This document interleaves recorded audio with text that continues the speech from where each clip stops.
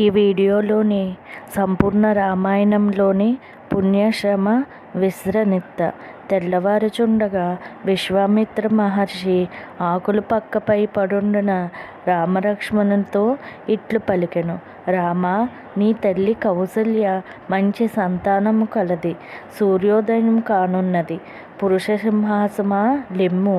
పగటిపూట దేవతలకు చేయి పనులు నిర్వర్తింపవలను గనుక నిద్ర మేలుకొనుము అని రాజకుమారును మహర్షి మాటలు విని మేలుకొని స్నానం చేసి దేవర్ష పితృతర్పణలు జపమును నిర్వర్తించిరి.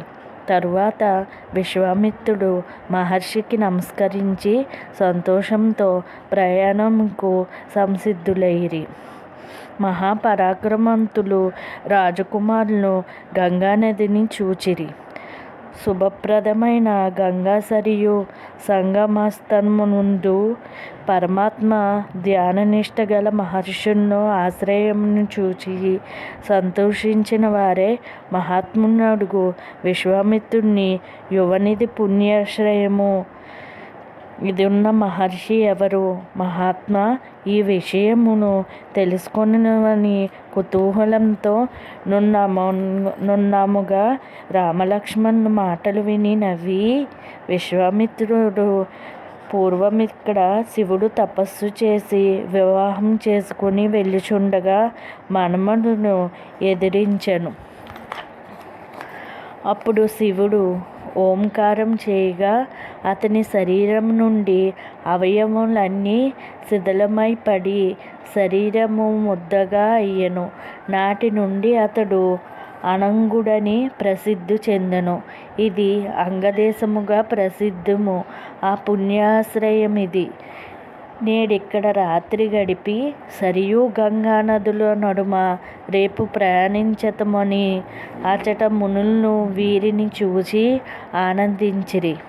విశ్వామిత్రుడిని రామలక్ష్మణులు నర్ఘపాద్యములతో సత్కరించి అచటి మునులు సంధ్యావందనము చేసి రామలక్ష్మణుల కథలతో రంజింపచేసిరి. మునిపుంగవుడు కౌశిక మహర్షియు మనోహరము గల కథలతో రామలక్ష్మణులను సంతోషింపజేసెను. తెల్లవారిన తర్వాత రామలక్ష్మణులు విశ్వామిత్రుని ముందుంచుకుని నదీ తీరమునకు వెళ్ళిరి. అచటి మునులు మంచి నామము ఏర్పాటు చేసి, మహాత్మా, రాజపుత్రులతో కూడా నీవు నావమెక్కుము. ఆలస్యం చేయక శుభమైన మార్గమును ననుసరింపుమని పలుకుగా విశ్వామిత్రుడు ఇట్లనెను. వారిని పూజించి రాజపుత్రులతో నదిని దాటెను. నదీ మధ్యంలో వినిపించిన ధ్వని గురించి తెలుసుకొనగోరిన వాడై రాముడు కౌశిక మహర్షిని అడిగెను. ధర్మాత్ముడు ముని ఇట్లు చెప్పెను. బ్రహ్మ తన మనస్సంకల్పంచే కైలాస పర్వతమున సరస్సు నిర్మించెను. దాని నుండి పారాడే నీరు అయోధ్యకు చేరుచున్నది. సరస్సు నుండి ఏర్పడిన నదియగుటచే సరియు నది అయినది. అది గంగానదితో కలియుటచే ఇచట ధ్వని ఏర్పడినది.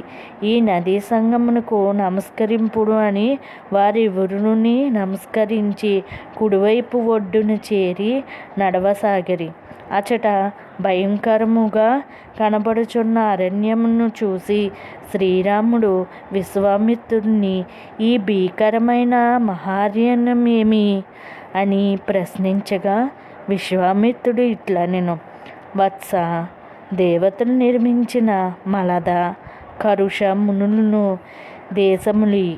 కొంతకాలమునకు కామరూపధారిణి 1000 ఏనుగులు బలముగల సుందని భార్య తాటకదాని కుమారుడు మారీచుండును రాక్షసుడు భీకరమైన ఆకారంతో నిత్యము ఇచ్చట ప్రజల్ని భయపెట్టుచున్నారు. ఈ దేశమును నాశనం చేయుచున్నారు. దుర్మార్గురాలైన తాటకి దారి కాసి 2 కోసలు దూరమున ఉండెను కనుక తాటక వనమునకు మనము వెళ్ళినియు. నీ భుజబలంతో దుష్టిరాలగనీమని సంహరింపుము. ఈ ప్రదేశమును భయరహితముగా చేయము. నీవడిగినదంతయు చెప్పితిమి. ఈ వీడియో కనుక మీకు నచ్చినట్టయితే లైక్ చేసి సబ్స్క్రైబ్ చేయండి.